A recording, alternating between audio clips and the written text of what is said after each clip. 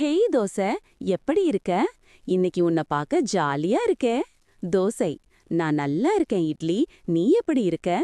என்ன பார்த்து எப்போதும் போல உனக்கு பொறாம தானே? இட்லி சிரிக்கிறது. பொறாமையா? எனக்கா? நான் எவ்வளவு மென்மையாக பஞ்சு போல இருக்கேன் தெரியுமா? என்னை தொட்டு பார்த்தாலே குஷியாகிடுவாங்க.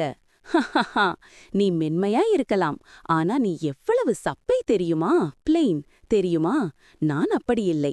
என்னை பாரு, மொறுமொறுன்னு பொன்னிறமா. என் வடிவமே அழகுதான்.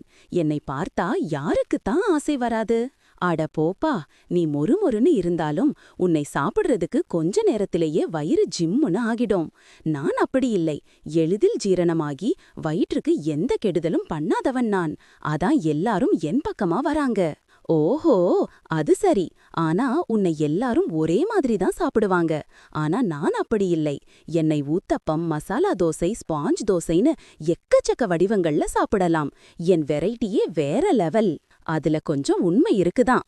ஆனா நீ எவ்வளவு வெரைட்டி கொடுத்தாலும் சட்னிக்கும் சாம்பாருக்கும் என்னோட காம்பினேஷனை அடிச்சுக்க ஆளே கிடையாது. சரி சரி, நீயும் நானும் ஒண்ணுதான். ரெண்டு பேரும் ஒரே மாவுல ஒரே வீட்ல பிறந்தவங்க. எல்லாரும் நம்மள ரொம்ப விரும்பி சாப்பிடுறாங்க. அதுதான் முக்கியம்.